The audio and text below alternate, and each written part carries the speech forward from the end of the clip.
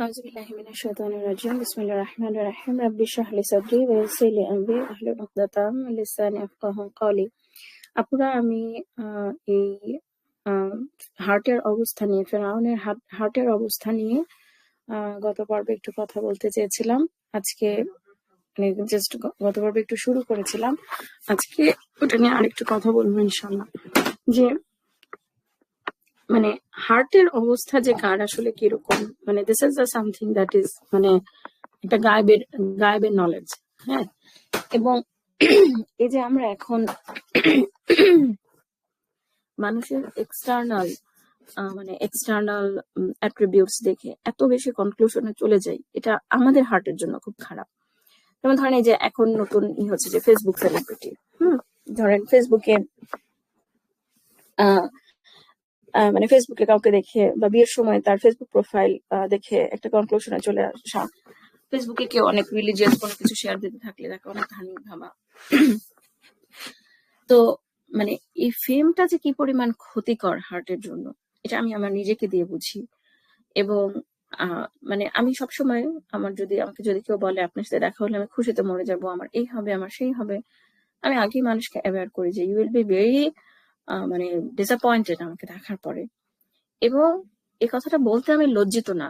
আমি কোনো আমি আমি আমি যা জানি আমি সবসময় সে অনুযায়ী আমি চলতে পারি না, অথবা আমি আমার অনেক শর্টকামিংস আছে অ্যাজ আ পার্সন। বাট আমি মনে করি যে মানে if any good that I have, আমি হচ্ছে আই ওয়ার্ক অন দিস। হ্যাঁ, আমি চিন্তা করি না যে আমার মধ্যে অমুক শর্টকামিংস আছে, that is completely fine to have that.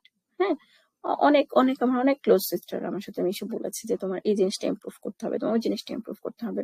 তারপর আমি দেখা গেছে যে আমি আল্লাহর কাছে কান্নাকাটি করছি যে আল্লাহ অমুক জিনিসটা আমার মধ্যে থেকে সরাই দাও। হ্যাঁ, আমি যেমন অনেক বেশি কথা বলি, প্রচুর কথা বলি, কথা বলতে বলতে অনেক সময় মানুষকে হার্ট করে ফেলি। তো মানে এরকম অনেক কিছু, ঠিক আছে। তো আমাদের মানে এই যে হার্টের অবস্থা, এবং আরেকটা জিনিস হচ্ছে যে আপনি যত মানুষের সাথে মিশবেন তত আপনি বুঝতে পারবেন যে মানুষ খুবই ইন্টারেস্টিং এবং মানুষ খুব কমপ্লেক্স একটা ক্রিয়েশন। কমপ্লেক্স একটা ক্রিয়েশন। আপনি মানে আমি হচ্ছে খুব ইন্টারেস্টেড এখন ইন জেনারেল মানুষের সাথে মেশার জন্য। আমি এত ধরনের বৈপরীত্য দেখি মানুষের মধ্যে। আপনি দেখবেন যে মানে খুবই ইমপ্রপারলি হিজাব করে, কিন্তু আমি তাদেরকে দেখি যে তারা খুবই সুন্দরভাবে সংসার করতেছে, খুব কনসার্ন আখিরাতের ব্যাপারে। তখন আমি বুঝি যে কেউ হয়তো বা তাদেরকে মানে জিনিসটাকে সুন্দরভাবে তাদের সামনে প্রেজেন্ট করে নাই যে what is the importance of হিজাব বা পর্দা করা বা একটা কিছু, বা সে হয়তো ওই জিনিসটা নিয়ে স্ট্রাগল করতেছে, শি নিডস হেল্প। হ্যাঁ, আমি তখন এইভাবে দেখি জিনিসটা। আবার অনেক এক্সটার্নালি খুব মানুষ দেখে আমি খুব হতাশ হই যে মানে মানে খুবই মানে খুবই খুবই গাফেল, ঠিক আছে। তাদের চিন্তা চেতনা কোনো কিছুর মধ্যে পরকাল নাই বা কিছু, খুবই হয়তো খারাপ চিন্তা ভাবনা করে। এই বৈপরীত্যগুলোর সাথে পরিচিত হওয়াটা আমার কাছে মনে হয় যে আমাদের দাওয়াতি কাজের জন্য খুব দরকার, আমাদের নিজেদের জন্য খুব দরকার। This gives you wisdom. This leads you মানুষকে এতটা উপরে তুলতে, মানে আপনাকে একটা ম্যাচুরিটি দিবে আপনার ব্যক্তিত্বে। মানুষকে আমরা এত উপরে তুলবো না যেখান থেকে ফেলে দিলে সে আর মানে উঠে দাঁড়াতেই পারবে না। আবার তাকে এত নিচে নামাবো না যে মানে সেখানে সবাই এসে তাকে পা মারিয়ে চলে যাচ্ছে, এই টাইপের।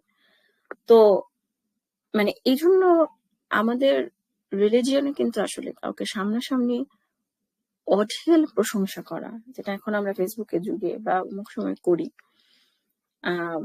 এটা আসলে কিন্তু মানে ডিসকারেজড আমাদের রিলিজিয়নে। তা আমার কাছে মনে হয়েছে যে ফেরাউনের এই পুরো জিনিসটা আমাদেরকে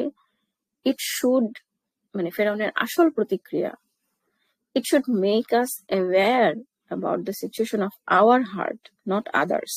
হ্যাঁ, এবং যে জিনিসটা আসলে খুবই একটা গুরুত্বপূর্ণ টেকঅ্যাওয়ে এই ঘটনা থেকে, যে আমাদের বদলে যাওয়ার সময় কি ফুরিয়ে যাচ্ছে কিনা।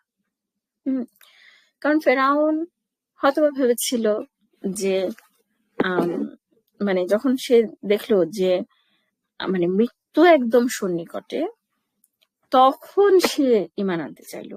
হ্যাঁ, তার মানে কি, যে what is preventing us from changing, মৃত্যুকে অনেক দূরে ভাবা। এবং নাস্তিকদের ব্যাপার, এবং ইট অলসো, মানে আমি বলবো যে it also help us to learn strategy.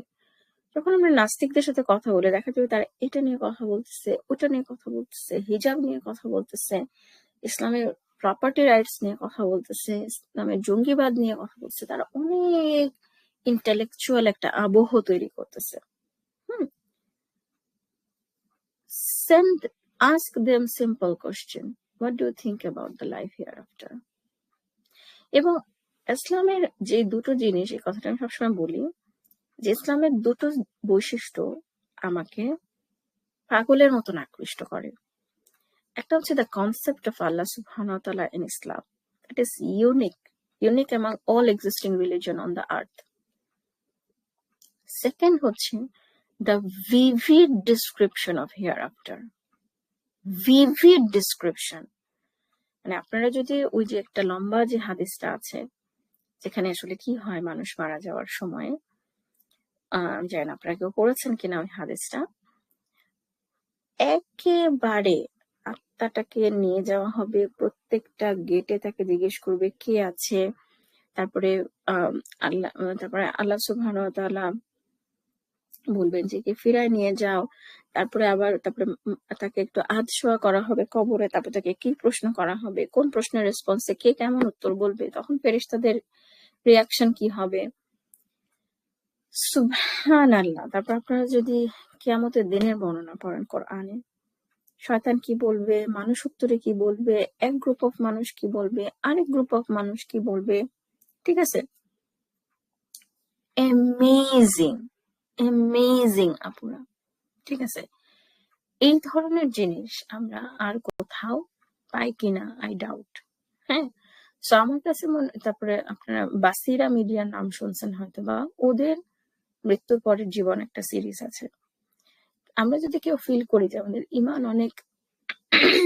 অনেক দুর্বল হয়ে গেছে, we should listen to that series. এবং we should read any resources যেখানে আমরা পরকালের একটা ছবির মতন বর্ণনা পাবো।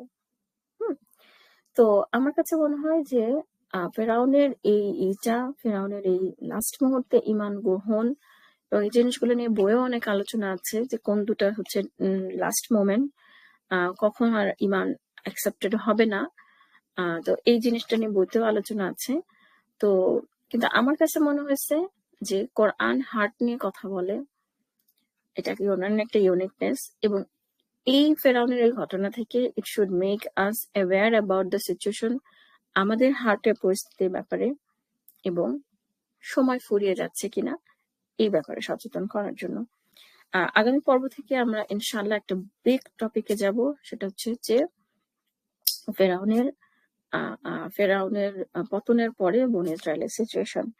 So that's going to be a big chunk of topic, হয়তো 10টা 12টা 15টা ভিডিও হবে এটার উপরে, অডিও হবে এটার উপরে। আশা করি আপনারা সাথেই থাকবেন। জাযাকুমুল্লাহু খাইরান। আসসালামু আলাইকুম ওয়া রাহমাতুল্লাহি ওয়া বারাকাতুহু।